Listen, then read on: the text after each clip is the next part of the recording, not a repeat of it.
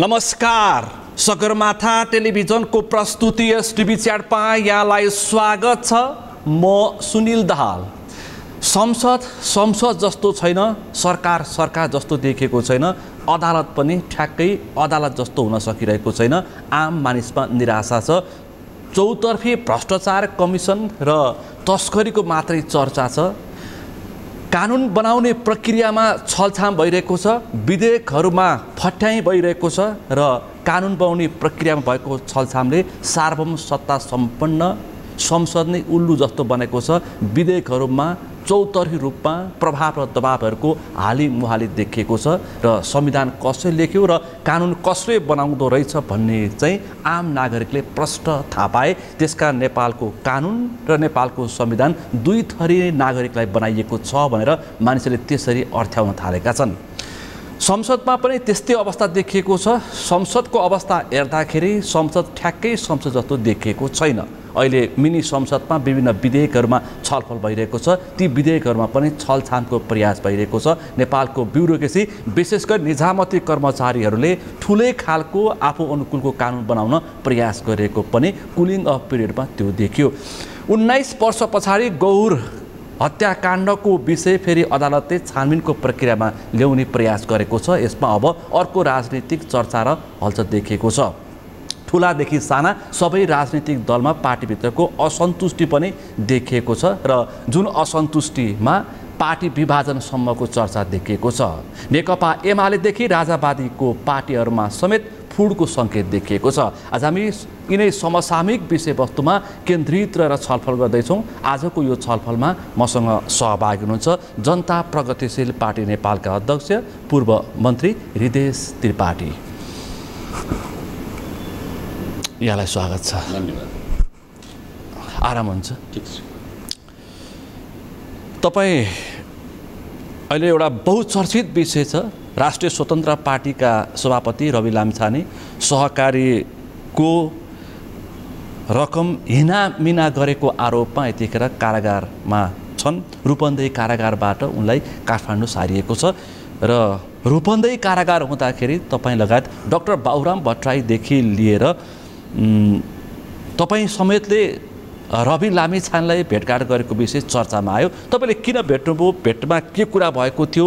रवि लामिछानेको यो सहकारीको विषय प्रतिशोध हो कि राजनीतिक विषय हो र के गर्न खोजेको? म छलफल यहाँबाट प्रारम्भ गर्छु, त्यसपछि खास विषयमा प्रवेश गर्छु। पहिलो कुरा त मैले 2 पटक भेटेको हो र एउटा राजनीतिक संस्कार के हो भने मेरो आफ्नै क्षेत्रमा उहाँ जेलमा हुनुहुन्थ्यो। त्यस कारणले मैले एउटा कर्तव्य पनि ठाने। संस्कार हो यो, राजनीतिक संस्कार। अरूमा नहोला तर हामीमा छ। त्यसैले पनि भेटेर भेट्दाखेरि स्वाभाविक कुराकानीहरू भए। अब र सहकारी यो अपचलनको विषयमा सूर्य थापाको चाहिँ कमिटीले झन् 82 अरब कतिको चाहिँ अपचलन भएको भनेको छ। 54 करोड चान्चुन यो जीवी राई लगायत हाम्रो चाहिँ के अरे रवि लामिछाने आबद्ध अपचलनको भनेर त्यो रिपोर्ट अनुसार गोर्खा मिडिया नेटवर्कले सञ्चालन गरेको ग्यालेक्सी टिभीमा गयो। अनि अरूको चाहिँ खासै खोज नीति भइरहेको छैन। जीवी राईलाई त अब यो 13 महिना भइसक्यो सरकारले ल्याउन सकेका छैन। अन्य कतिपय कोही युरोपमा छन्, कोही लन्डन कता बसिरहेछन्। अर्कोको सहकारी अपचलन भयो, केही जेलमा पनि छन्। हामीलाई के लाग्यो भने अलिक प्रतिशोधको मात्रा बढी छ। सुनिल, एउटा कुरा म भन्छु, राजनीतिमा जब प्रतिशोध प्रवेश गर्छ त्यहाँ लोकतन्त्र कमजोर हुँदै जान्छ र समाप्त हुँदै जान्छ। यो पाकिस्तानको घटनाले यसले हामीले सिख लिनु। पछि पाकिस्तानी शैलीको राजनीति नेपालमा भित्रिसकेको छ, प्रतिशोधको राजनीति। डेमोक्रेटिक यही फेरि बङ्गलादेशमा पनि थियो। 2 जना महिला, हाम्रो बेगम खालिदा जिया र अर्को महिला जुन अहिले शेख हसिना, उहाँहरूमा पनि प्रतिशोध, बङ्गलादेशमा के अरे पाकिस्तानमा पनि प्रतिशोधको राजनीतिले अन्ततोगत लोकतन्त्रलाई खाने रहेछ। हाम्रो एकदम निकटतम छिमेकीहरूको अनुभव। तर मैले यहाँ नै कुरा काटेँ, तर आम नागरिकले के भनिरहेछन् भने प्रतिशोधको राजनीतिले भ्रष्टहरूलाई पनि खान्छ। एकले अर्कालाई प्रतिशोध साजिसके पछाडि भ्रष्टहरू एकले अर्कालाई आफैले फसाएर सकिन्छन् भनेर पनि मान्छेले त्यसरी पनि बुझेका छन्। एकदमै हल्का सतही सोचाइ हो त्यो। भ्रष्टाचार भनेको मैले प्रश्न कहाँनिर जोड्न खोजेको रवि लामिछाने प्रतिशोधको कारण जेलमा छन् रवि लामिछाने फेरि सत्तामा आयो भने ओली देउवा प्रचण्डको हालत के होला भन्ने जनताको बुझाइ छ यही गलत हो त्यो सिस्टम होइन त्यो प्रतिशोधको अर्को प्रतिशोध हुन्छ फेरि त्यो होइन सिस्टमले हो भ्रष्टाचार रोक्ने संसारमा जहाँ भ्रष्टाचार अलिक कम छ त्यहाँ सिस्टमको कारणले कम छ स्क्यान्डिनेभियन देशहरूमा सिस्टमले नै अब जस्तो हामी कहाँ अख्तियार लाचार हुने अदालतमा राजनीतिक बढी प्रभाव पर्ने हामीले अख्तियारको मा भागभण्डा राजनीतिक दलले किन खोज्छन् किनभने अख्तियार दुरुपयोग गर्छौँ भने उनीहरूलाई थाहा छ र गर्छन् निर्वाचन आयोगमा भागभण्डा किनभने निर्वाचन आयोगमा धाँधली गर्छौँ भनेर पो भागभण्डा हो त्यस कारण हामी सिस्टम अदालतमा पनि भागभण्डा भर्खरै भागभण्डा सकिएको छ भर्खरै भागभण्डा भइरहेछ क्लियरै छ त्यो त त्यसमा न्यायाधीशहरूको एकचोटि त कस्तो भएको थियो भने बल्खुको नेकपा एमालेको पार्टी मुख्यालयमा चाहिँ लाइनै लगाएर जानुभएको थियो ननियुक्त न्यायाधीशहरू धन्यवाद दिनलाई शपथ पछाडि थप शपथको लागि बल्खु पार्टी मुख्यालय पुगे एमालेको ठिक हो निर्लजताको पराकाष्ठा हो मैले भने अनि त्यसपछि दावा गर्नु मैले भन्नु एउटा कुरा अर्को म भन्छु नेपाल हामी कहाँ एउटा परम्परा के भयो भने पार्टीहरू सरकारमा गएपछि सरकार चलाउँदैनन् पार्टी चलाउन थाल्छन् कि पार्टी बलियो बनाउँछन् सरकारका निकायहरू संस्थाहरूले बलियो बनाउँदैनन् पार्टी बलियो बनाउन लाग्छन् ए हाम्रो कार्यकर्ताको नियुक्ति भइदिएन फलान ठाउँमा नियुक्ति गर्नु पर्यो पार्टीले बलियो बनाऊ पार्टी बलियो बनाउनेले सरकारका अङ्गहरूलाई कमजोर बनाउँछ जुन भइरहेछ अहिले सरकारको अङ्ग कमजोर भइरहेको कारण त्यो पनि हो त्यो एउटा चाहिँ समस्या त्यो पनि छ त्यस कारणले मैले रविजीलाई भेट्दाखेरि एक त उहाँप्रति मेरो आफ्नो एउटा आदर छँदैछ त्यसमा छँदै दुईमत थिएन प्रतिशोध भएकै हो भनेर मेरो पनि निष्कर्ष हो पछि रवि लामिछानेलाई प्रतिशोध भएको नै हो भन्ने हृदय स्थिर पार्टीको एकदम अन्तिम ठाउँमै हो एकदम ठाउँमै आयो किनभने त्यस्तै प्रकृतिका त्योभन्दा गम्भीर प्रकृतिका मान्छेहरू पक्राउमा पनि परेका छैनन् र थोरै के अरे उसमा भनौँ न दिएर मुक्त पनि भएका छन् मुद्दा लडिरहेका छन् त्यसकारण एउटै दृष्टान्त धनराज गुरुङ नेपाली कङ्ग्रेसका उपसभापति जसले हार गुहार गरेर लेखा समितिको सभापति जो ऋषिकेश पोखरेलको श्रीमती पनि अनगिनत उदाहरण त्यसकारणले मलाई के लाग्यो भने यो प्रतिशोधै हो अनि एकनाथले व्यवहार गर्नु पर्थ्यो त्यो भएन उहाँसँग प्रतिशोध नै साथी अहिले फेरि अर्को मैले अझै पनि मैले के बुझिरहेको छु भने उपसभामुखलाई प्रति चाहिँ एउटा अविश्वासको के अरे महाभियोग लगाउन काङ्ग्रेस र एमाले अहिले बैठकै बसिरहेछन् सिग्नेचर राष्ट्रिय स्वतन्त्र पार्टीबाट उपसभामुख भइसकेकी इन्दिरा राणालाई अब पदमुक्त गर्नको लागि महाअभियोग लगाउनको लागि बालोटारमा बैठक सकिएको छ सकिया छ र सिग्नेचर पनि भइरहेछ सांसदले मलाई भने खाली कागजमा गऱ्यौँ भनेर अब केमा प्रयोग हुन्छ थाहा छैन दाइ तर खाली कागजमा सिग्नेचर म आउँदै एक दुईजना सांसदले मलाई भनेका थिए मैले भन्न खोजेको के भने त्यो किन चाहियो भनेपछि संवैधानिक परिषदमा बहुमत जुटाउनको लागि र न्याय नियुक्ति जुन आफ्नो अनुकूलको नियुक्ति आफ्ना पात्रहरूलाई नियुक्ति गर्नको लागि मैले सिरियस तपाईँको यो लोकप्रिय कार्यक्रममा मैले भन्नै पर्छ यो जब दुई दलको गठबन्धन भयो नि पहिलो कुरा त के छ भने संसदीय व्यवस्थाको सबभन्दा ठुलो उपहास के हो भने निर्वाचन पश्चात तेस्रो दलले 3 चोटि प्रधानमन्त्री हो यही दुईटा दलकै सहयोगमा पुष्पकमल दाहाल प्रचण्ड अध्यक्ष नेकपा माओवादी केन्द्र 3 पटक हुनुभयो डिटेलमा म जान चाहन्न समय खेर पनि जान चाहन्न 3 चोटि हुनुभयो 2 चोटि एमालेको सहयोगमा 1 चोटि काङ्ग्रेसको सहयोगमा एक्लै हुनुभएको त होइन उहाँ होइन तेस्रोबाट अब उक्लिएर दोस्रोमा आयो अहिले दोस्रो दलले नेकपा एमालेका अध्यक्ष केपी ओली प्रधानमन्त्री हुनुहुन्छ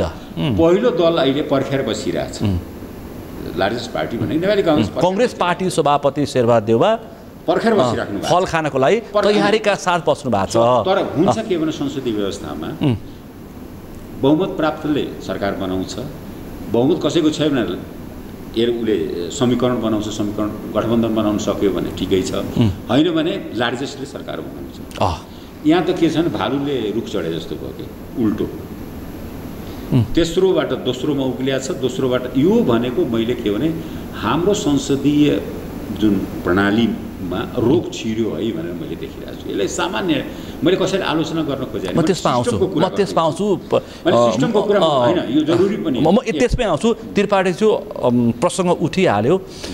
संसदको उपसभामुखलाई महाअभियोग लगाएर हटाउने चर्चा भइरहेछ। लगभग हटाउने सहमति काङ्ग्रेस र एमालेको भइसक्यो भनेर सार्वजनिक भइरहेछ। यो ठिक कि बेठिक?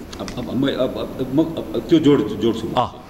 मैले भन्न खोजेँ के भने यो केसँग जोडियो भने दुई दलको अहिले जुन गठबन्धन यो बिरलै हुन्छ। यसले सरकारलाई स्थायित्व त दिएको छ, राजनीतिक स्थायित्वलाई बिथोल्यो। अन्डरलाइन गरेर फेरि भन्छु, सरकारको स्टेबिलिटी यसले बलियो बनायो, तर राजनीतिक जुन स्टेबिलिटी छ यसले त्यहाँ बिथोलेको छ। एउटा घटना म भन्छु के भने दुई दलीय प्रणालीमा जाने यो दुई दलको भित्री मन्सा हो। सानातिना सबै दलहरूलाई समाप्त गर्ने, नयाँ दलहरूलाई जन्मिनुभन्दा अगाडि नै बदनाम गरिदिने र आफू चाहिँ आफ्ना सम्पूर्ण कुकर्महरू, अयोग्यताहरू, असक्षमताहरू जो नेपाली जनताले प्रकट रूपले देखिसकेका छन् त्यसलाई चाहिँ ढाकछोप गरेर बस्ने। तर यो सबै के भइरहेछ भने दुई दलीय प्रणालीमा देशलाई कहिलेकाहीँ नेकपा एमालेका महासचिव शङ्कर पोखरेलले त बारम्बार भन्नु दुई दलीयमा जानुपर्छ। काङ्ग्रेसमा पनि त्यस्तो निकै जमात छ कि दुई दलमै जानुपर्छ। हाम्रो उनको भनाइ के छ भने अस्थिरताको कारण राजनीतिक दलहरू हुन् भनेर। राजनीतिक दल हुँदैन रे, राजनीतिक दल उहाँहरूले प्रश्न के हो भने राजनीतिक दल आफूलाई प्रस्तुत गर्छन् जनतामा। हृदयस्थिर पार्टीहरू ठुला दलमा आउँछ न, साना पार्टी खोलेर कहीँ दोबाटोमा बसेका छन् भने उनीहरूको गुन्जाइस छैन भनेर शङ्कर पोखरेलले अस्ति नै भनिसकेका छन्। दलहरूलाई रहन नदिने, समाप्त गर्ने सबै अभियान त्यो दुई दलीय प्रणालीमा टु पार्टी सिस्टम देशलाई लैजान उहाँहरूको चाहिँ प्रयास छ। यो प्रयास यति विफल हुनेवाला छ र मलाई के लाग्छ भने अब म दावा त गर्दिनँ, तर अनुमान के गर्छु भने उहाँहरूले मध्यावधि त होइन त अर्ली इलेक्सनको तयारीमा हुनुहुन्छ। अलिक छिट्टो 1 वर्ष भए पनि छिट्टो इलेक्सन गराउँ, त्यसका आफ्नै कारण। मध्यावधि चाहिँ होइन, मध्यावधि त हुँदैन, अब त्यो सम्भव पनि छैन। तर 1 वर्ष अर्ली इलेक्सनको तयारीमा चाहिँ कांग्रेस पार्टी सभापति शेरबहादुर देउवा र विशेष गरी केपी शर्मा ओली त्यो मनस्थितिमा पुगिसकेका छन्। हामी धेरै वजन के नदिन भने शेरबहादुर केपी ओली वजन नदिन, कांग्रेस र एमाले सकियो। यो वजन दिएर पनि धेरै वजनदार भएर हिँडिरहेका छन्। त्यहाँ पार्टी छैन, त्यहाँ पात्र छन्। त्यसकारण पात्र के अध्यक्ष ती नै छन्, आखिरमा अरू कोही देखा परेको छैन। मैले भन्न खोजे त्यो भित्री कोही हिम्मतै गरेको त मैले त देखिरहेको छैन। भनेपछि कांग्रेस एमालेको चाहिँ यो एउटा के छ भने दुई दलमा लैजाने, अलिकति अर्ली इलेक्सनमा देशलाई लैजाने। त्यसको कारण के भने अझ जति बस्यो त्यति अलोकप्रिय भइन्छ भने उहाँहरूले यति त बुझ्नु भएको छ, अलोकप्रिय भइन्छ। अरू नयाँ पार्टीहरू पनि अलिकति उनीहरूको लोकप्रियता बढ्छ। दुईवटा कुरा। तेस्रो कुरा के हो भने उहाँहरूको आन्तरिक पार्टीको जीवन, जस्तो कांग्रेसले पनि पार्टी महाधिवेशन गर्नुभन्दा अगाडि यदि संसदको चुनाव गराउन सक्यो भने वर्तमान सभापतिजीले टिकट बाँड्नमा उहाँलाई सहज हुन्छ, सुविधा हुन्छ। लोकल र प्रदेश पछि गरिदिए पनि भइगयो हैन। प्रदेशलाई नचलाउनेले उसको पुरा हुन दिने, लोकलको चाहिँ अलिक पछि गरिदिए पनि भइगयो। तर यो चाहिँ संसदीय निर्वाचन, सङ्घीय निर्वाचन, आवधिक निर्वाचन चाहिँ तपाईँको भनाइमा 1 वर्ष अगाडि नै हुन सक्छ। तपाईँ नयाँ कुरा, तपाईँ आज नयाँ कुरा मेरो अनुमान हो यो, तपाईँले विश्लेषण गर्नुभएको छ। जति उहाँहरूलाई चिनेको छु, उहाँहरूको कार्यशैली मलाई जति थाहा छ, किनभने हामी सँगै काम गरेका त हो। उहाँहरू कुनै अर्कै ग्रहबाट आएको प्राणी पनि होइन। हामी सँगै थुनामा सँगै बसियो होला, सरकारमा सँगै बसियो होला, संसदमा धेरैचोटि सँगै बसियो। त्यसले गर्दा म उहाँहरूको मनोविज्ञान जति मैले बुझेको छु, मलाई के लागिरहेछ भने उहाँहरू दुई दलमा लैजाने प्रपञ्च, छिटो अर्ली इलेक्सन भनौँ न गराउने उहाँहरूको नियत र संवैधानिक जुन निकायहरू छन् त्यो कब्जा गर्ने। भनेपछि तपाईँको भनाइ र केपी शर्मा ओलीको अभिव्यक्तिमा पुष्टाइ भयो। उहाँले 84 सम्म पनि यही सरकार, चुनावी प्रतिस्पर्धा फरक हुनसक्छ, प्रतिस्पर्धाबाट निर्वाचित भइसकेर आइसके पछाडि त्यस पछाडि पनि कांग्रेस एमाले सरकार हुन्छ, ढुक्काउनुहोस्। त्यसमा त मैले अनौठो मानेको छैन। किनभने उहाँहरू सरकार यही रहन्छ पनि, त्यो मैले पनि स्वीकार गर्दैछु। त्यसमा अन्यथा होइन, सरकार चेन्ज होस्, यता होस्, फेरि अर्को चाहिँ उपद्रो होस् भनेर मैले पनि यहाँनिर मैले अर्को प्रसङ्ग कहाँ जोडी भन्दाखेरि आफ्नो पार्टीमा 2 वर्ष कार्यकालको सीमारेखा र 70 वर्षको उमेरहद नेकपा एमालेका अध्यक्ष केपी ओलीले हटाइदिनु भयो। अहिले त्यो मारामा चलिरहेको छ। अब यतापट्टि कङ्ग्रेसमा पनि 2 वर्षको मात्रै कार्यकाल छ नि पार्टी सभापतिको लागि, त्यसमा पनि देउवाले हटाएर यो लामै समयको सहयात्रा हुन्छ कि भन्ने पनि मान्छेको त्यो टिप्पणी छ। तपाईँलाई के लाग्छ? होइन, मलाई एउटा कुरा, शेरबहादुरजी वास्तवमा मनस्थितिले नै उहाँ प्रजातान्त्रिक नेचर भएको मान्छे हो। बाठो त हो, अति बाठो हो, नबोलिकन फ्याउने। तर उहाँले चाहिँ आगामी सभापति हुनु उहाँको इच्छा होला जस्तो मलाई लाग्दैन र उहाँ हुनुवाला हुनुहुन्न। यो चाहिँ म चाहिँ विश्वास गर्छु। पछि एक थरी विश्लेषकले त्यो खालको आशंकाको टिप्पणी गरेका छन्, त्यो गलत पनि हुनसक्छ, गलत हो, त्यो सही पनि हुन सक्ने सम्भावना सही हुँदैन। शेरबहादुरजीलाई जति मैले चिनेको छु, उहाँ तेस्रो पटक फेरि सभापति हुने दौडमा उहाँ हुनुहुन्न, उहाँको इच्छा पनि छैन। मनमा अरू कसैलाई आफ्नो नजिकका मान्छे या आफ्नो टिमको मान्छे सभापति होस् भनेर चाहना त होला, त्यो त जसको पनि हुन्छ, त्यसमा कुनै अनौठो म मान्दिनँ।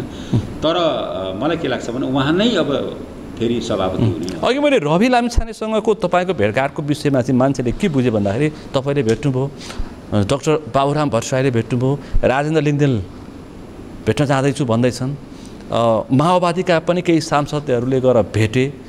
यो चाहिँ तपाईँहरूको आगामी 84 को निर्वाचनमा सहयात्राको सङ्केत भनेर एक थाई मान्छेले अर्थाए। यसो छ, अहिले त हामी सुनिलजी के भनौँ भने हामी सङ्घीय लोकतान्त्रिक मोर्चा गठन गरेका छौँ। यसलाई नै अलिक सुदृढ गर्न परिरहेको छ। नयाँ नयाँ चुनौती यसको अगाडि आइरहेका छन्।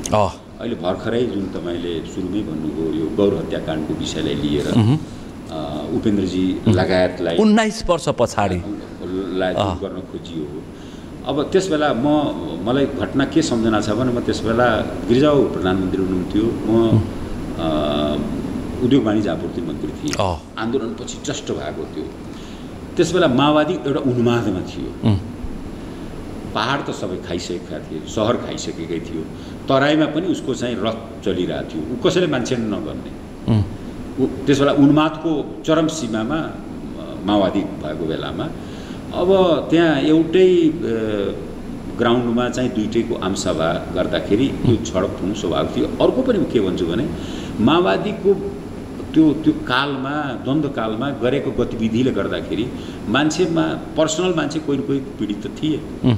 तिनका जबरजस्ती चन्दा असुली, तिनको हात, तिनले चाहिँ हत्या हिंसा अङ्ग भङ्ग सबै धन्दा गरेका थिए। धन सम्पत्ति जनधन पनि त्यहाँ पोखियो। र म एउटा अब नामसाम त भन्दिनँ, तर त्यस बेला तपाईँहरूलाई यो यो यो दुइटैले जब एउटैमा गरिरहेछन् तपाईँहरूले किन रोक्नु? म मन्त्री थिएँ, तपाईँले किन रोक्न सक्नु भएन भने प्रशासनको चाहिँ अलिक महत्त्वपूर्ण व्यक्तित्वहरूसँग सोच्दाखेरि यी अचाकली गरे सर, यी माओवादीले जसलाई पाए त्यही गर्छन्। अब त्यहाँ जनताले मिलेर ठोकेछन् त के गर्ने त भन्ने एउटा मनोविज्ञान प्रशासनको, प्रहरी प्रशासनको। म अब अरू नभनौँ, जति मैले भन्ने हो त्यति मात्रै भन्छु। म मन्त्री तपाईँले सङ्केत गर्नुभयो, मैले त्यतिखेर तपाईँ गहुरी मनोविज्ञान एउटा प्रशासन गहुर काण्ड हुँदाखेरि तपाईँ उद्योग मन्त्री हुनुहुन्थ्यो। त्यो घटना चैत्र कति 7 गते 4 गते कति भयो जस्तो लाग्छ, 63 को म थिएँ, त्यहाँ मन्त्री नै थिएँ। मैले भन्न खोजेँ त्यो मनोविज्ञान के थियो भने माओवादीको चाहिँ अचाकली अत्याचार। म त्यसमा आउनुभन्दा अगाडि अहिले प्रश्न उठान गरेको थिएँ नि, गर्दाखेरि घटना हुन पुग्यो। उपेन्द्रजी हुनुहुन्थेन त्यहाँ, मौकामा हुनुहुन्थ्यो। धेरै समितिहरू बनाएका छन्, सबै बनाएका छन्। उहाँ चाहिँ सभामा जान खोज्नु भएको थियो, सभामा नपुग्दै घटना भयो। घटना दुवैतिरबाट जोडतोडका साथ जब त्यो हुन थालिसकेपछि एउटै प्ले भनौँ न, एउटै ग्राउन्डमा एकातिर चाहिँ एउटाको मञ्च, अर्कोतिर अर्को। यस्तो प्रचण्ड र उपेन्द्र दुवै उदयमान शक्तिशाली पात्र थिए। उनीहरू दुवैमा एक किसिमको शक्तिको, एक किसिमको उपेन्द्रजीमा त्यो किनभने म नजिकैदेखि उहिलेदेखि चिने मान्छे, कुनै नयाँ होइन। म सतभावना जनरल सेक्रेटरी हुँदादेखि उहाँ चाहिँ विराटनगर बस्दाखेरि नै मैले चिने मान्छे हो। उहाँलाई मधेसी जनअधिकार फोरम चाहिँ थियो, त्यसको चाहिँ संयोजक हुनुहुन्थ्यो, यसमा दुई मत छैन। त्यो कार्यक्रमको उहाँ प्रमुख अतिथि हुनुहुन्थ्यो। तर त्यो ठाउँमा पुग्नुभन्दा अगाडि जे होस् त्यहाँ पुग्नुभन्दा उहाँ त गरुमा पनि पुग्नु भएको थिएन। मैले पाएको जानकारी अनुसार उहाँ बर्गेनिया पुग्दैमा घटना यस्तो यस्तो घटिगयो भनेर अनि उहाँ आउने कुरो पनि भएन त्यहाँ। अब हिंसा ठुलो चाहिँ ऊ मान्छे जे भयो त्यो दुःखद भयो, यसमा म फेरि त्यसलाई अन्यथा मान्दिनँ। तर कारण के भने त्यो उन्माद थियो कि त्यो उन्मादको चाहिँ प्रतिकारहरू हुन थाले। अहिले आएर के भएको छ भने मैले भन्दैछु प्रतिशोध कहाँबाट? एक त उहाँ सरकारबाट समर्थन फिर्ता लिनुभयो अहिले वर्तमान सरकारबाट, एउटा त सबभन्दा अब एउटा हाम्रा सरकारका मित्रहरूको। तर यो सरकारको निर्णय होइन नि, यो त सर्वोच्चको परमादेश हो नि त। यो परमादेश हो, मलाई थाहा छ, एकदम राम्रैसँग ज्ञान छ त। परमादेश 17 वर्षपछि आएछ, त्यो पनि थाहा छ।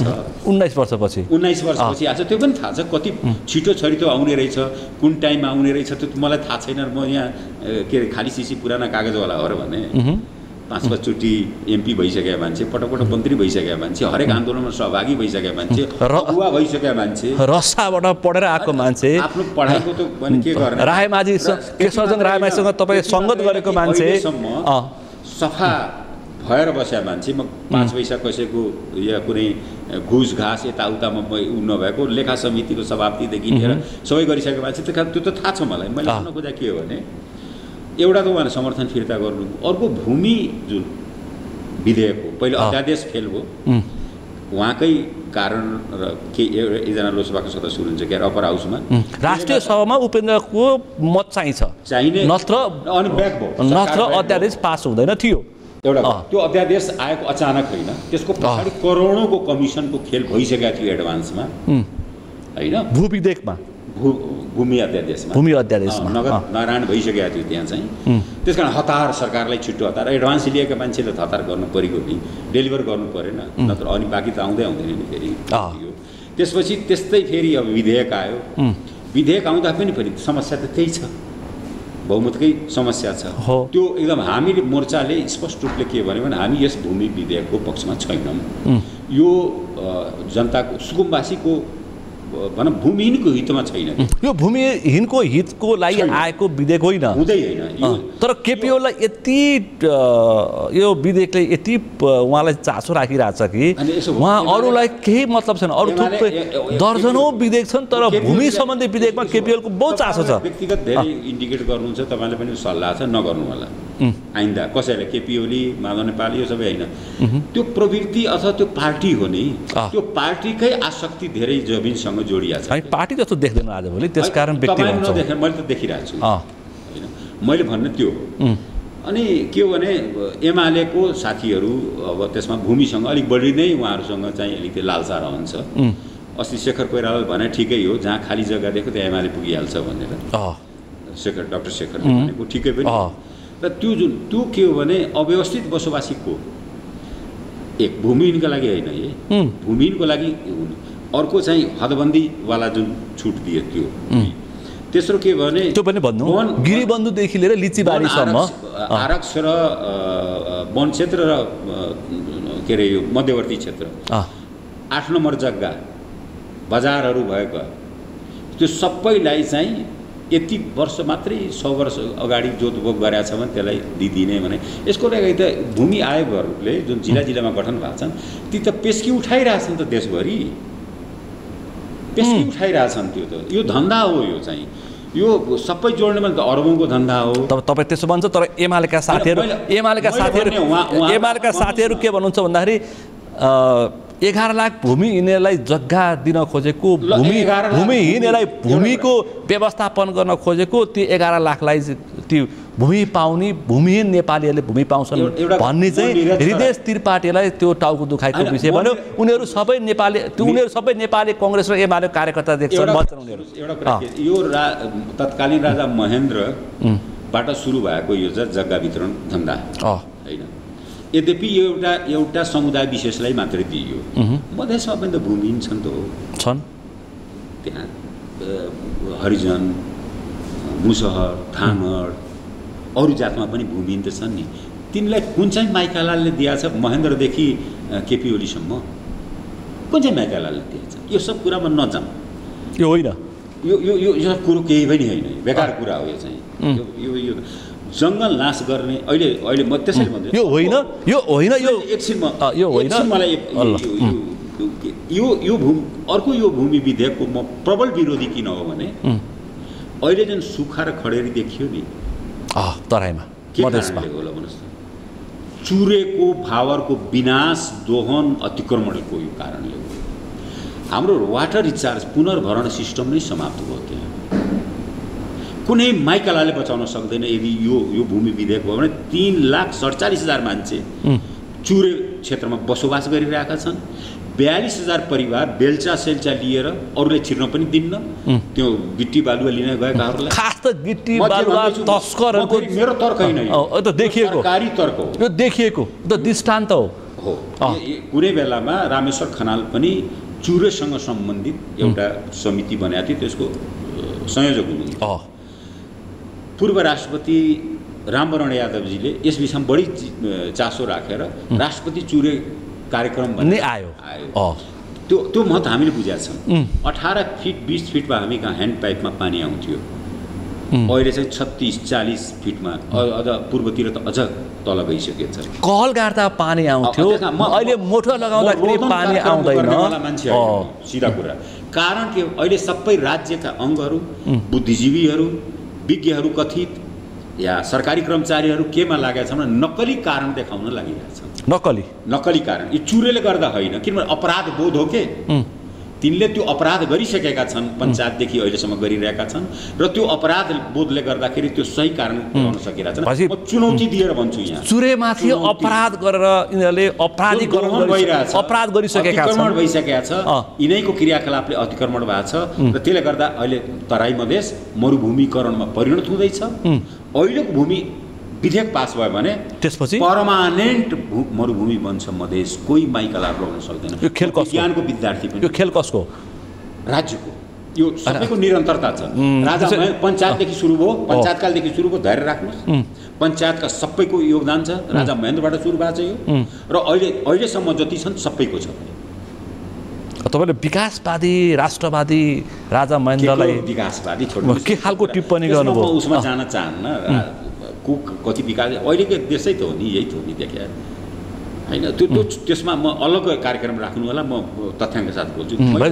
त्यसको विषयमा छुट्टै बहस होला। त्यस कारण मैले बारम्बार के भनेको छु भने यो देशमा राष्ट्रवादी असङ्ख्य छन्, देशभक्त कम छ।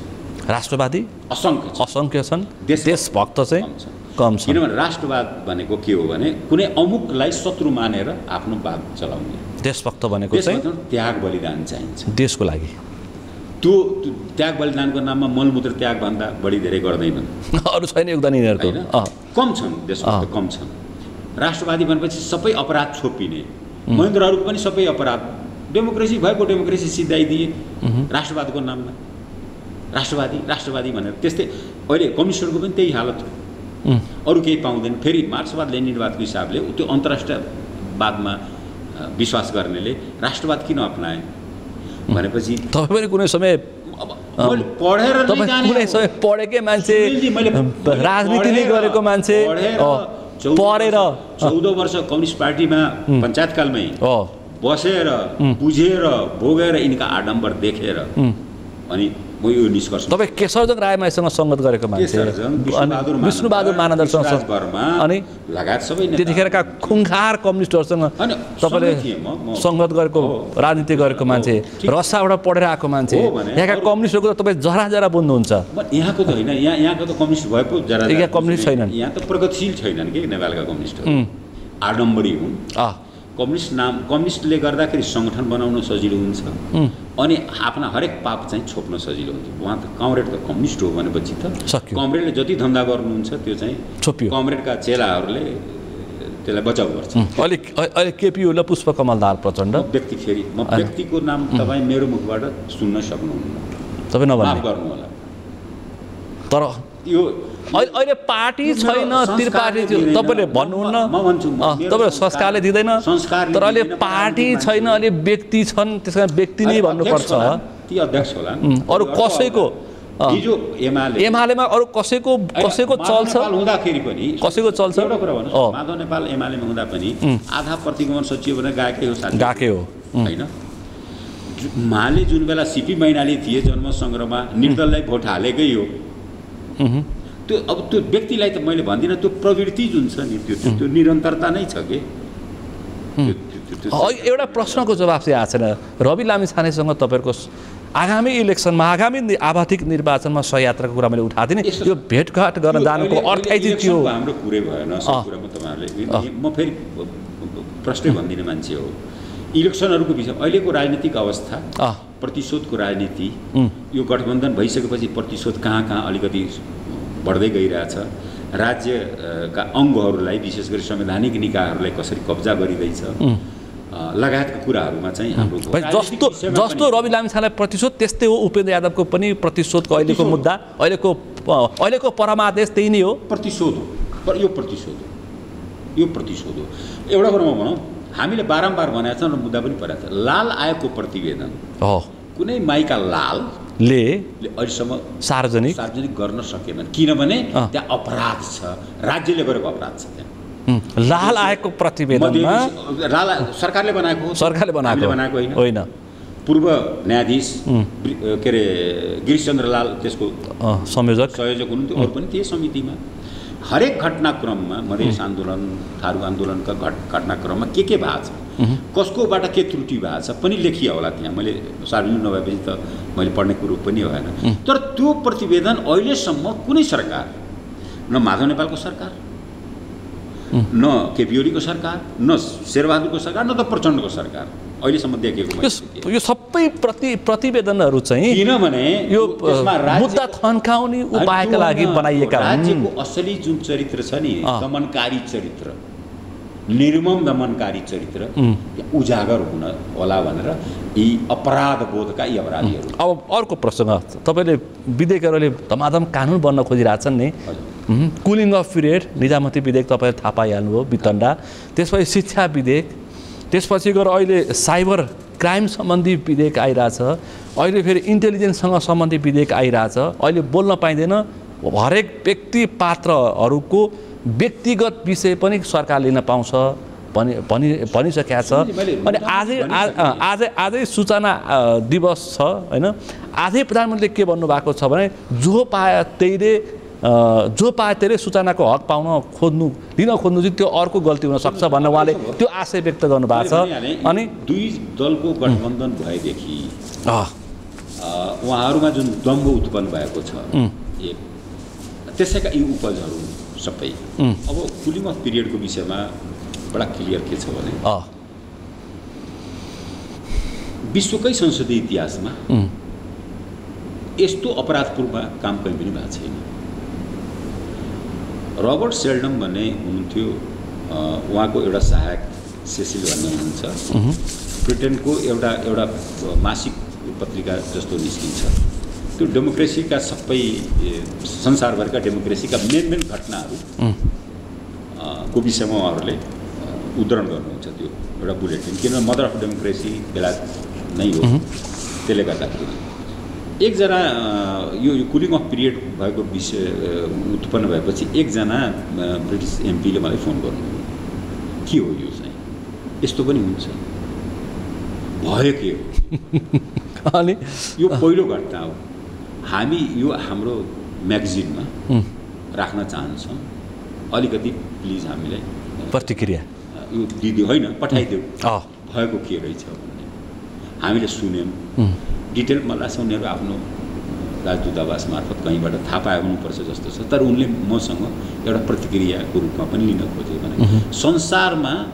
यस्तो कहीँ पनि भएको छैन भनेर उहाँले भन्नु संसारमै विश्वको पार्लियामेन्ट्री इतिहासमा संसदीय इतिहासमा धेरै भयो होला तर यस्तो चाहिँ विधेयक निर्माणमा कानुन बनाउँदाखेरि चाहिँ खेल चाहिँ कुत्सित खेल दूषित खेल कहीँ पनि भएको छैन विश्वको कुनै पनि संसदीय अभ्यासमा छैन उहाँले भनेको यो नेपालमा भयो रामरी खतिवडाले गराए मलाई लाग्दैन कि उनीले मात्रै गरायो मलाई त लाग्दैन म फेरि पात्र हुन्थेँ जति म चिनेको छु मान्छेहरूलाई पक्कै पनि दुईटै नेतृत्वले गरेर यो त गरिदिनु पर्यो। ब्युरोक्रेसीले चाहिँ गएर दबाब दिए आउनुपर्छ। मुख्य सचिवले त सार्वजनिकै भनिराख्नु भएको अन्तिमसम्म लडिरहन्छु भनेर कहाँ दबाब मात्रै हो, उहाँ त प्रष्ट चेतावनी भाषा भन्नुभएको छ। राष्ट्रपतिले लाछाप नलगाएसम्म मेरो अधिकार कुरा म लडिरहन्छु भन्नुभएको छ उहाँले। अनि उहाँ भनेपछि त्यो कति हाबी छन्, यो मुलुक कसले चलाइरहेछ, कति चाहिँ सरकारका या प्रधानमन्त्री या नेताहरूमाथि कति उहाँहरूको वर्चस्व स्थापित भइसकेका छन् देखाउँछ नि। मूल कुरो के हो भने यो पिरियड के भने एक त उहाँहरूले सचिव हुँदासम्म आफ्ना सबै काबिलियत देखाइसक्नु भएको छ। वर्तमान नेपालको विकास निर्माण आदि इत्यादि कानुनहरू उहाँहरूकै काबिलियतकै एउटा उपज न। अब झन् थप काबिलियत गर्न पाइन भन्ने लाग्नु भएन उहाँहरू होइन। यो एक किसिमले निर्लजताको पराकाष्ठा हो। तपाईँले विषय उठान गर्नुभएको छ नि संवैधानिक परिषदको। अनि कतिपय देशमा कस्तो छ भने एउटा निश्चित उसमा गइसकेपछि अरू निकायमा जान पाइँदैन, किनभने स्टेट सेक्रेटरीहरू हुन्छ उसो। हामी कहाँ अराजक छ यो मुलुक। कहाँ तपाईँले चलाएको, कहाँ राजनीतिक नेतृत्वले चलाएको? यो मुलुक त ब्युरोक्रेसीले निजामती कर्मचारीका नायकहरूले चलाइरहेछन्। त्यस्तो आम मान्छेले थाहा पाइसके। अनि यो विधेयकहरूमा जुन देखा परिरहेछ, एक त के हो भने संसद पनि प्रतिसभा पनि कमजोर भयो। यसको नेतृत्व कमजोर छ, सही कुरा म भन्छु। बिचरा उहाँहरूलाई पनि संसदीय ज्ञान अलिक कमै छ। समितिहरू झन् कमजोर भए समितिहरू। र लोकतन्त्रको आत्मा भनेको संसद हो। संसद त उल्लु भयो, उल्लु कमजोर मात्रै भएर समाप्त भयो भने लोकतन्त्रलाई जोगाउनु गाह्रो। तर एमाले राष्ट्रिय सभामा म्याउ गरिसक्यो। उसले कुलिङ अफ पिरियडको विषयमा संशोधन प्रस्ताव हाल्नको लागि आफ्ना सांसदलाई भनिसकेका छ। अनि थाहा भइहाल्यो नि, एमाले नै लाग्यो हो नि यसमा। एमाले लाग्यो। यसमा के छ भने मलाई के लाग्छ भने एमालेलाई भ्रम के छ भने जति रिटायर भएका र रिटायर हुने अधिकांश उसका चाहिँ कार्ड होल्डर होलान्। त्यसपछि चाहिँ भनौँ न अब त्यसले गर्दाखेरि यिनीहरूको नियुक्ति भयो भने एमालेकै व्यक्ति नियुक्त हुन्छ। तर भन्न के पाइन्छ भने पूर्व सचिवजी नियुक्त हुनुभएको छ भन्न पाइन्छ नि। त्यो धन्दामा अख्तियारदेखि निर्वाचन आयोगसम्म एमाले त्यो पुरानो धन्दै हो नि, यो त कुनै नयाँ धन्दा होइन। यसमा यो यस्ता विषयमा चाहिँ एमाले यस्ता विषय चाहिँ एमाले माहिर छैन अहिलेसम्म। राजनीतिक कुनै एउटा विचार मदन भण्डारी बितिसकेपछि म भन्दैछु, माधव नेपाल हुँदादेखि नै यता कुनै पनि राजनीतिक विचार नयाँ एउटा इनिसिएटिभ एजेन्डा एमाले सारेको छैन। अरूको एजेन्डामा मिसिन्छ अनि आफ्नो हो भनेर भन्न थालिहाल्छ। तपाईँ पनि त्यही पुगेर सूर्य चिन्हमा चुनाव लड्नुभयो। त्यसबाट चुनाव यसो मेरो पार्टी दर्ता भएको थिएन। मैले 2 बुँदे सम्झौता गरेर स्वतन्त्र राजनीतिक समूह र एमालेसँग सम्झौता गरेर गरे हो होइन। त्यस बेला गरे हो, त्यो म त खुल्यामै भने नि गरे हो। त्यो त आजले पछुतो लाग्दैन। मसँग यसो हो, मसँग हाम्रो दल दर्ता थिएन। अब के गर्नु, हाम्रोसँग एउटा स्वतन्त्र राजनीतिक समूह थियो। स्वतन्त्र राजनीतिक समूहले एमालेसँग लिखित सम्झौता गरे हो, मौखिक पनि होइन, कि हामीले यी विषयमा चाहिँ सहकार्य गर्नेछौँ र आउँदै यो निर्वाचनसम्मको लागि नेकपा एमालेको चुनाव चिन्ह हामी प्रयोग गर्नेछौँ।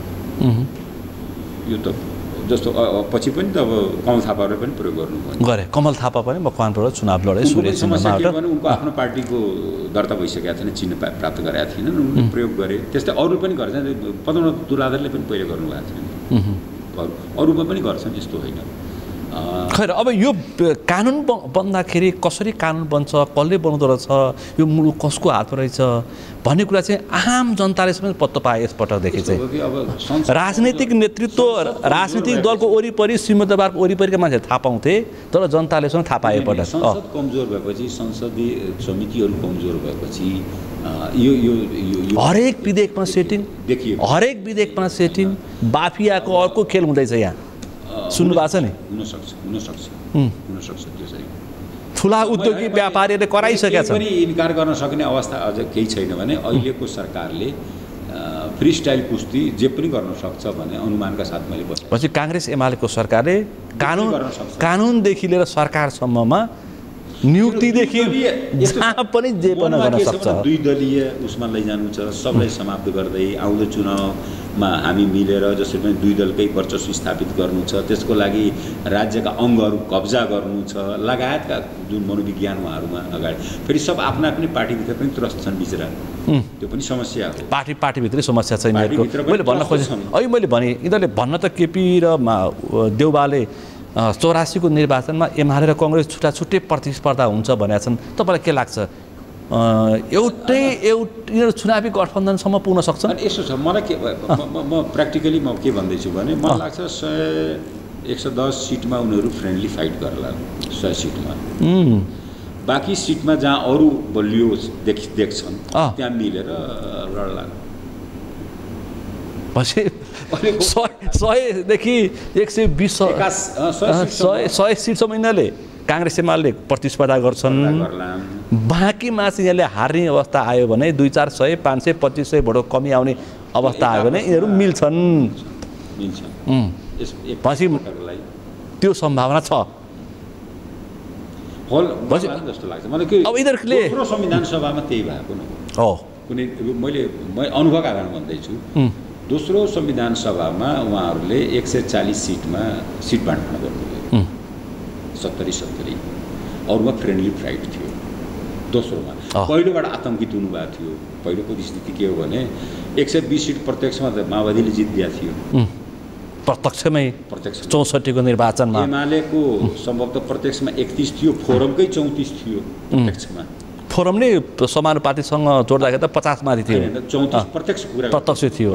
समानुपातिकले गर्दा उहाँहरूले अगाडि बढाइदिएको थियो भने समानुपातिकको लागि माओवादी र हामी लड्यौँ, फाइदा उहाँहरूलाई भयो। बचायो चाहिँ काङ्ग्रेस एमालेलाई, लडेको चाहिँ त्यो सिद्धान्तको लागि हामी लड्यौँ फेरि। तर समानुपातिकको म चाहिँ काङ्ग्रेस एमाले गर्दाखेरि उनीहरू ठुलो पार्टी बने, तर प्रत्यक्ष त यिनीहरूको त हालत खराब भएको थियो 64 को चुनावमा। त्यसपछि त्यसबाट चाहिँ पीडा त्यो अनुभव प्राप्त गरेर अनि 140 सिटमा 240 थियो त्यस बेला प्रत्यक्षमा, 140 सिटमा उहाँहरूले 70 सिट चाहिँ उहाँहरूले बाँडेकै। त्यो स्थिति 84 मा काङ्ग्रेस एमाले फेरि गर्छन् केही सिटमा त गर्छन् होला जस्तो लाग्छ मलाई। तपाईँ त्यो बुझा मान्छे यतिको विश्लेषण त गर्न सक्नुहुन्छ? होइन गर्छन्, मैले भनिहालेँ नि 100 सिट लडे पनि 65 सिटमा यिनीहरूले यो सब गर्ला। अब विद्या भण्डारीको सक्रिय राजनीति अहिले मैले अहिले भने काङ्ग्रेसमा किचलो, एमालेमा किचलो छ, अन्तर्पार्टी आन्तरिक पार्टी, माओवादीमा उस्तै खालको छ। यो के हो र विद्या भण्डारीको आगमनलाई तपाईँले कुन रूपमा हेर्नु भएको छ? हाम्रो प्रश्न भन्नुहोस् त। जुन राष्ट्रपति उपराष्ट्रपति भएका व्यक्तिहरू सैद्धान्तिक रूपले सक्रिय राजनीतिक पार्टी राजनीतिमा आउनुहुन्न भनेर नै मेरो चाहिँ बुझाइ हो। म त्यो नै मान्छु। अब उहाँ किन आउनुभयो होइन, के देखेर आउनुभयो, फेरि तपाईँको बुझाइ अर्को सुन्नुहोस्। अब उपराष्ट्रपति त गएर उपाध्यक्ष भइसके, नेकपा माओवादी केन्द्रको उपाध्यक्ष भइसके नन्दकिशोर पुन पासाङ। अब राष्ट्रपति पनि अब मैले बुझ्दाखेरि वर्तमान प्रधानमन्त्रीले नै उहाँलाई आउनुपर्छ भनेर बारम्बार भन्नुहुन्थ्यो अरे होइन। उहाँ पनि अनि के थियो भने उहाँहरू पछि जुन दोस्रो लाइनका नेताहरू कमान्ड गर्ने खालको एउटा पनि छैन। नम्बर 1 एमालेमा पनि प्राविधिक पार्टी बढी हो क्या एमाले चाहिँ प्राविधिक दलभन्दा पनि प्राविधिक टेक्निकल बढी हो। अनि एक आपसमा मेल पनि छैन। त्यस कारणले मलाई लाग्छ अब अहिलेको प्रधानमन्त्रीले के सोच्नु भयो होला भने म पछि सबैलाई एकीकृत गर्ने व्यक्तित्व त चाहिन्छ। एक आपसमा यिनीहरू एकअर्कालाई नेता मान्दैनन्, एकअर्कालाई सहँदैनन्, सबै उगाएर जाला भने त्यो सुरुमा भनिदिनु भयो होला कुन बेला। भनेको बेला उहाँले सिरियसै लिइदिनु भयो। उहाँले भन्नुभयो आगामी यो मुलुकको प्रधानमन्त्री महिला प्रधानमन्त्री भनेर एक ठाउँमा बोलिदिनु भयो। अनि त्यो बोलेपछि चाहिँ हामीले के अनुमान गर्यो भने त्यो चाहिँ डाक्टर आर्जु राणा हो भनेर हामीले त्यो बुझ्यौँ। डाक्टर आर्जुले पनि त्यही बुझ्नु भयो होला। तर कुरो अर्को रहेछ, विद्या भण्डारीतिर लक्षित रहेछ। तर विद्या भण्डारीले अरूले के भनिदिनु भयो भने पार्टी अध्यक्षको सङ्केत गरिदिनु भयो।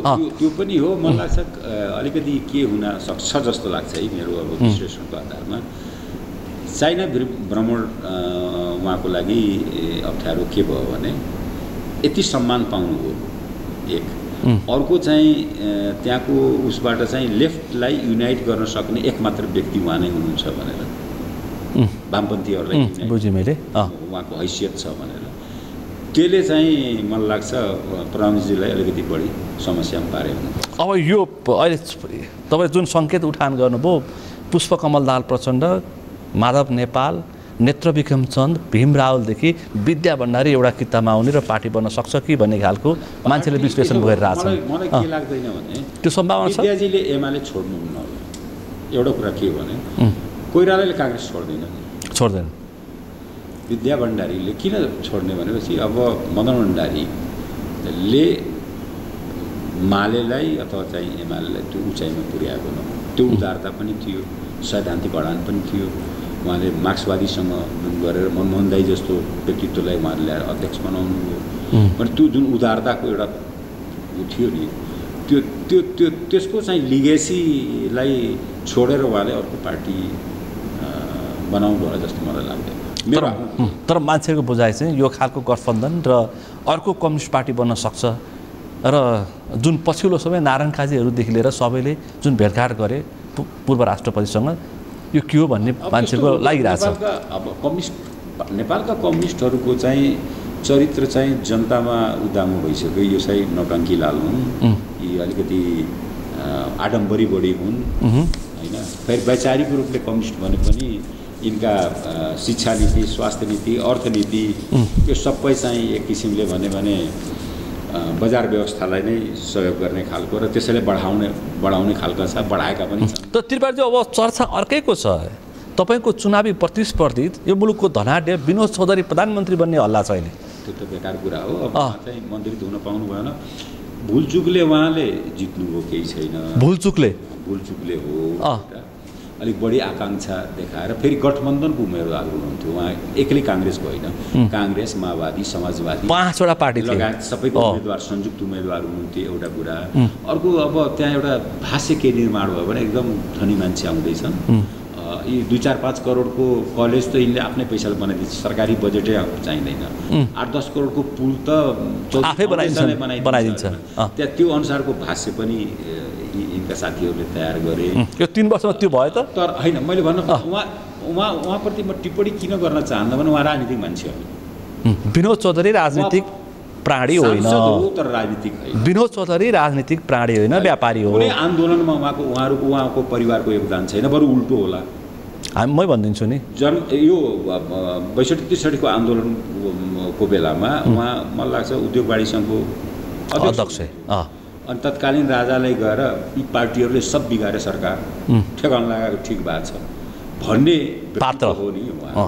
कुनै आन्दोलनमा केहीमा उहाँहरूको अझ भन्ने त के भन्छन् भन्दाखेरि दरबारकै पैसाले धनी भने पनि भन्छन्। एउटा वैचारिक चाहिँ उहाँको फेरि अलिकति के देखियो भने एकपटक उहाँ एमालेबाट सांसद बन्नुभयो, पछि काङ्ग्रेस बन्नुभयो। भनेपछि उहाँको त वैचारिक पनि त्यो देखिएन। पञ्चायतमा दरबारको पैसाले धनी बन्नुभयो पनि भन्छन्। त्यो पनि अब दरबार हत्याकाण्ड पछाडि लाभ भयो भन्ने आम मान्छेले बुझेका छन्, आम मान्छेले त्यो आशंका गर्छन्। तर उहाँ प्रधानमन्त्रीको चर्चा भइसक्यो अनि अब त्यो त चर्चा कसले गरायो? उहाँ आफै गराउनु भयो होला। उहाँ फेरि एउटा चाहिँ के छ भने पहिलेदेखि नै मलाई लाग्छ एउटा सम्पन्न हो, धनी नै हो, विश्व धनीको सूचीमा आउनु हो। हामीलाई त्यो एउटा गर्व के छ भने एउटा नेपाली त्यो सूचीमा पुगेको छ। मलाई पर्सनली भन्नु छ, मलाई गर्व पनि छ। तर करदाता त होइन नि उहाँ पहिलो। त्यो त सरकारले प्रस्तुत गरेको फेरिस्तीमा उहाँ 25औं स्थानसम्म भेट्नुहुन्न। अनि भनेपछि जति धनी भए पनि हामीले त के बुझाएको छ भने आर्थिक एक्टिभिटी गरेर जसले कर बढी दिइरहेछ त्यो धनी ऊ हो। हाम्रो बुझाइ त्यो हो, भेरी सिम्पल। त्यो योगदान त छैन उहाँको। अब उहाँले कहिलेकाहीँ भ्याट त के भने भ्याट त कलेक्सन हुन्छ कि भोक्ताले दिने न हो, त्यो फिर्ता गर्ने हो पछि। तर त्यसो बेइमानी भइरहेछ।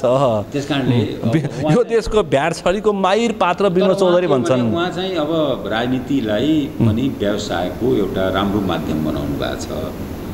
एकपटक जित्नुभयो, त्यो ठिकै छ, शुभकामना छ। अब सम्भावना अब अहिले त भन्न केही पनि सकिने, जनताको हातमा छ। मैले अब दावा गर्ने केही पनि। तर त्रिपाठीज्यू संसदमा यस्तै मान्छे हाबी हुने सङ्केत देखिँदैछ। यो हामी कहाँ पुग्दैछौँ? अहिले यो विसङ्गति त छ, त्यसैले संसद प्रभावी नभएको कारण के भने संसदमा यसो मैले भने नि आत्मा नै हो डेमोक्रेसीको संसद नै आत्मा हो। यदि संसद कमजोर भयो भने डेमोक्रेसी कमजोर हुन्छ। अर्को के भने जनताले हाम्रो इस्युहरू, जनताको इस्यु संसदमा छलफल भइरहेछ, त्यसको निकास निस्किरहेछ भनेर हुँदासम्म त्यहाँ सीमित रहन्छ। त्यहाँ पनि भएन भने अनि सडक खोलिनु व्यवस्थामाथि नै खतरा देखिँदैछ अहिले त। होइन, व्यवस्था यस्तो छ, अवस्था सुधार्न अब व्यवस्था बदल्ने कि नेता बदल्ने? सुन्नुहोस् न, व्यवस्थालाई चुनौती दिने कोही शक्ति छैन मैले देखे। यिनैले जनतालाई सुधार दिन्छ। यिनीहरूलाई सुधार्छन् कि यिनीहरूलाई दण्डित गर्ने? यिनीहरूलाई सखा पार्छन् कि सुधार्छन्? मतदाताले, नेपाली मतदाताले पटक पटक दण्डित गरेको हामीले इतिहास देखेका छौँ। त्यस कारण मैले के लागिरहेछ भने जनताले दण्डित गर्छ। यी अरूबाट दण्डित हुँदैन, नि जनतैबाट दण्डित। 84 को निर्वाचनमा यिनीहरू दण्डित हुन्छन् भन्नेमा तपाईँ विश्वास हुनुहुन्छ? 83 मा तपाईँले अर्ली भन्नुभएको छ, 83 मै यिनीहरू दण्डित हुन सक्छन्। पक्का के आउँछ कुरो उठिहाल्यो। अब बालेन शाहको चर्चा छ, कुलमान घिसिङको चर्चा छ, हर्क साम्पाङको छ, रवि लामिछाने जति धेरै जेलमा बस्छन् उति उनी पपुलर भइरहेछन्, लोकप्रिय भइरहेछन् भन्ने चर्चा छ। 83 मा मानौँ 83 मा त्यो आवधिक निर्वाचन भयो भने के होला? एउटा कुरा भनौँ न, यही पनि काठमाडौँ महानगरपालिकामा यी कथित दुईटा महान पार्टीका उम्मेदवार त थिए, तर जनताले बालेनलाई जिताइदिए, हक साम्पाङलाई जिताइदिए, गोपी अम्मालाई जिताइदिए, खास ठाउँमा जिताइदिए। जनताले पो अब हामी टु पार्टी भन्छौँ, त्यो पार्टीलाई न अरू पार्टीलाई, अरू व्यक्तिलाई, निजी भनौँ न व्यक्तिगत उसलाई जिताइदियो भने त्यो त जनताको हातमा छ होइन। मलाई के लाग्छ भने यो प्रवृत्तिसँग अहिले पुराना पार्टीहरू अथवा यी ठुला पार्टीहरू डराइरहेछन्। किनभने यिनीहरूलाई थाहा छ कि बालेनसँग डराउनु, बालेन एकजनालाई त्यो हैरानै पारेछन्, त्यसलाई रविको देखिहालियो होइन। हर साम्पाङ त अब अर्कै ढङ्गको मुडी मान्छे, किनभने उसले कम्पिटिसन ढुङ्गा बोक्नु पर्छ, ढुङ्गा बोक्नु कोही जाँदैन, अनि प्रतिस्पर्धी नै उसले पाएनन् भनौँ न। गोपी हिमाल एकदम शान्त तवरले आफ्नो कामले जित्ने व्यक्तित्वको रूपमा भए भने कहीँ न कहीँ यो ब्युटी जुन छ नि, सौन्दर्यता, यो डेमोक्रेसीकै त भन्ने। तपाईँको रूपन्देहीमा अर्को इलेक्सन हुँदैछ, उपनिर्वाचन के होला? यस्तो छ, त्यहाँको उपनिर्वाचनमा हामी संयुक्त रूपले मोर्चाले एउटा उम्मेदवार दिन्छ। स्वाभाविक हो, काङ्ग्रेसको उम्मेदवार भइहाल्छ, एमालेको भइहाल्छ। बालेन शाहको पनि चर्चा छ, रवि लामिछानेको उम्मेदवारको चर्चा छ। रविको चुनाव त अब यसो हो, योभन्दा अगाडिको चुनावमा उनको उम्मेदवारले समानुपातिकमा 14,000 भोट पाएको थियो रविको पार्टी। यो गएको निर्वाचनमा उनको त पकड त छ, पकड बढाए पनि छ। फेरि त्यही रूपन्देहीमा जेलमा हालिदिँदाखेरि बढी चर्चा पनि भयो। त्यसकारण निर्वाचन क्षेत्र पनि, त्यसकारण काठमाडौँ सारेको होइन। अब त सारे पनि अब त्यो मतदाता फर्किनेवाला छैनन् काङ्ग्रेसले। रूपन्देहीमा राख्दाखेरि रूपन्देहीको उपनिर्वाचनमा प्रभाव पर्छ भनेर रविलाई काठमाडौँ सारियो भनेर भनिएको छ। रविमाथि जति प्रहार हुन्छ त्यो रिएक्सन जुन छ नि, असन्तुष्टि, काङ्ग्रेस एमालेसँग असन्तुष्टि मतदाताहरू या जनमत जुन गइरहेछ नि, त्यो फर्किनेवाला छैन कि काङ्ग्रेस एमालेतिर। त्यो फर्किनेवाला छैन, फर्किन काङ्ग्रेस एमालेतिर फर्किन। त्यो बुझेर त यो सबै गरिरहेछन्। ती नबुझे त होइन नि, दुईवटा ठुलो पार्टी मिल्नु, टु पार्टी सिस्टममा लैजानु, कब्जा गर्नु, किनभने बच्ने उपाय त यी त हुन् नि। अब थोरै जनताको लागि सरकारमा भ्रष्टाचार र कमिसन र बिचौलियाको भन्दा बाहेक कुरा केही नहुनु, विधेयकहरूमा पहुँचवालाहरूको प्रभाव दबाव, उनीहरूको बन्नु कानुन, यो एक किसिमको आफै पनि भयातुर अवस्था नै हो। यसको सम्पूर्ण एकमुष्ट जवाफमा कहाँ पुग्छौँ हामी भन्ने प्रश्न हो। नागरिकलाई त्यो चिन्ता छ, यिनीहरू त मोजमस्ती छ होइन। नागरिकलाई मैले, मतदातालाई मैले खालि भन्ने के भने अब विवेक प्रयोग गर्नुहोस् आउँदो चुनाव, अरू उपाय त छैन नि। व्यवस्थै फाल्नु पर्यो भन्छन्। व्यवस्था त अब फाले के ल्याउने त? त्यसो भए अवस्था ठिक पाएन, व्यवस्था फाल्नु पर्यो। के ल्याउने? के डेमोक्रेसी समाप्त गरेर के ल्याउने? तानाशाही ल्याउने? कसको तानाशाही? नदेखा तानाशाही त होइन। तानाशाहीको इतिहास लामो थियो, 300 वर्ष। नदेखे नभोग्या त होइन।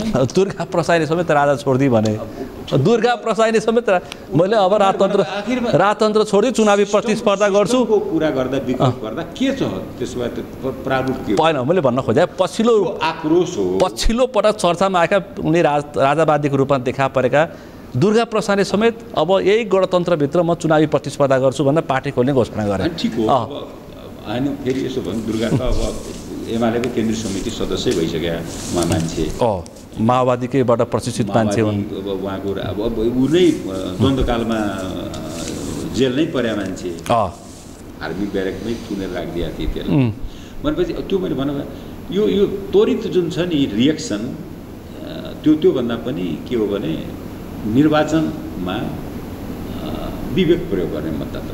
तर यस्तो भ्रष्टाचार बिचौलिया कमिसनको जगजगी छ तपाईँको मोर्चा के मतदाताले तपाईँहरूको मोर्चा केही बोल्दैन किन बोल्दैन भने अब केमा सहयोग गरेको छ भने अहिले पनि भनौँ न मोर्चामाथि नै त प्रहार भइरहेछ नि।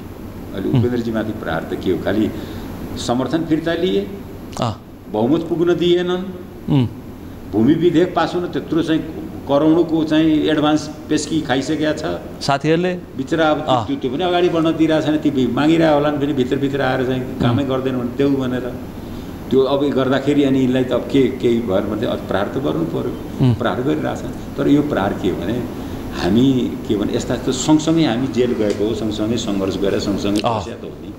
अनि बुझ्न के पर्थ्यो भने साथै साथै गाई चराएको कृष्ण बना कन्हैया भने तर मोर्चाभित्र बुझेँ मैले गाई चराएको कृष्ण कन्हैया भइगयो। तर मोर्चाभित्र पनि एउटै मत छैन नि डाक्टर सिके राउत र उपेन्द्रको टसल त्यहीँ छ। मोर्चा आफैमा बन्नु एउटा उपलब्धि थियो कि नत्र एक बोलचाल पनि थिएन होला नि थिएन एक ठाउँमा भेट पनि हुँदैन थियो होला कम्तीमा एक कुर्सीमा एकले अर्कोलाई पाता कस्तो भन्थे होइन एक कुर्सीमा भन्दा एक कदम अगाडि त बढियो लुज एलायन्सबाट सुरु गरौँ हामी मोर्चामा आइयो होइन मोर्चा अझ एउटा अवसर के दियो भने ल ठिकै छ रूपन्देहीमा हामी संयुक्त उम्मेदवार दिउँ भनेर पनि भनियो। हेरौँ त्यो कति सार्थक हुन्छ त्यसपछि छलफल गरौँला सम्भावना छ नागरिक उन्मुक्तिले आफै दिन्छु भनिरहेको छ। होइन उसको त यस्तो भयो भने उसको आफ्नो त्यहाँ प्राविधिक समस्या के भयो भने श्रीमान श्रीमती झगडा उन्मुक्तिले आगामी चुनावमा भनौँ न एज ए पार्टीको रूपमा चिन्न नपाउने निर्वाचन आयोगले त्यस्तो गरिदियो भने कोही हामी उम्मेदवार उसैले देला उनीहरूले त्यहाँ गर्न हामी संयुक्त रूपले गर्छ हाम्रो पनि आखिर रूपन्देही छिमेकी हो नि। नागरिक उन्मुक्तिले त कुलमान घिसिङलाई घोषणा प्रशंसा गर्न प्रयास गरेको थियो अनि गरेको छैन त्यसले गफलाई दियाउँ गरेको छ। अन्तिममा छु म अहिले भू राजनीति अत्यन्तै पेचिलो छ विश्व राजनीति अत्यन्तै अप्ठ्यारो पुगेको छ। अब ट्रम्पदेखि लिएर युरोपियन युनियनहरू एउटा छलफलमा छन् नेपाल पनि त्यस्तो अवस्थामा छ चीन र भारत अर्को कित्तामा पुग्ने अवस्था छ। यो बिचमा भारतीय विदेश मन्त्रीको नेपाल भ्रमण भयो यसलाई तपाईँले कुन रूपमा लिनुहुन्छ? विदेश सचिवको भ्रमण त मैले हिजो हामी मोर्चा हिसाबले भेट्यौँ पनि उहाँले अब प्रधानमन्त्रीको भ्रमणलाई फलदायी कसरी बनाउने भन्ने नै एउटा निम्तो पनि दिनुहोस् अर्को फलदायी कसरी बनाउने भन्ने। विक्रम मिश्रीको भेटघाट नेपालको भ्रमण यतिमै सीमित होला र अरू के होला यत्रो विश्व राजनीति अरू के होला त ल के होला त विश्व राजनीति एलायन्स अर्कोतिर जाँदैछ हाम्रो भूमिका त छैन नि हामी त चीन र भारतको बिचमा छौँ हाम्रो भूमिका छैन मैले भन्न खोजेको थिएँ हाम्रो भूमिका हुनसक्छ नि गलत कुरा हामीलाई आफै मपाई भएर हाम्रो लागि चीनले 24 घण्टा सोचिरहेछ भारतले 24 घण्टा सोचिरहेछ भने हामीमा त्यो लघुताभास छ कसैले केही सोचिरहेछ सब आफ्नो आफ्नै चिन्तामा छन्। अहिले त सबै आफ्नै चिन्तामा छ अहिले होइन पहिले पनि अहिले अलि बढी ट्रम्पको शासन आए पछाडि अब विश्व राजनीति एक किसिमले वास्तवमा हो ट्रम्प आइसकेपछि ट्रम्पका गतिविधि अझ ट्रेड वार जुन चलिरहेको छ ट्यारिफको कारणले गर्दा ट्रेड चीन भारत अप्ठ्यारोमा छन् अरू वार भइरहेको छैन अब कन्भेन्सनल वार होइन अब ट्रेड वारको चाहिँ चल्यो हुँदा ट्रम्पले नर्वेको मन्त्रीलाई फोन गरेर मेरो नाम चाहिँ उसमा नोबेल पुरस्कार सिफारिस गरेर म चाहिँ ट्यारिफ भन्छन् भनेपछि अहिले हामी शान्त भएर बस्ने धेरै फुर्ती नगर्ने फुर्तीवाला पोजिसनमा छैन देशभित्रको जुन हाम्रा चुनौतीहरू छन् त्यसलाई समाधान गरौँ बुद्धिमानी त्यही हुन्छ बन्छ हाम्रो देश जे चुनौती छ त्यसलाई समाधान गर्नपट्टि जाऊँ अरू अब दुनै हामी चाहिँ बोकेर हिँड्छौँ भनेर यो फुर्ती भनेपछि 84मा चाहिँ एउटा ठुलै मुभमेन्ट चाहिँ हुन्छ अनि अब जनताले मलाई लाग्छ एउटा एक किसिमको मतादेश त देला नि। ठ्याक्कै समय सक्यो। समय र संवादलाई आभार व्यक्त गर्न चाहन्छु। आज हामीले विशेष गरी अहिले उठेका चर्चित घटनाक्रम सरकार सदनदेखि लिएर अहिलेका भ्रष्टाचार र जुन जुन मुद्दा उठेका छन् यस उप अब के होला भन्ने विषय वस्तुमा केन्द्रित रहेर छलफल गऱ्यौँ। आजको यो छलफलमा मसँग सहभागी हुनुहुन्थ्यो जनता प्रगतिशील पार्टी नेपालका अध्यक्ष पूर्व मन्त्री हृदेश त्रिपाठी। आजको विषय प्रसङ्ग यति नै। भोलि अर्को विषय प्रसङ्गका साथ एसटिभी च्याट ल्याउने बाचा गर्दै म सुनिल दाहाल पनि बिदा चाहन्छु। सगरमाथा टेलिभिजन हेर्दै गर्नुहोला। नमस्कार।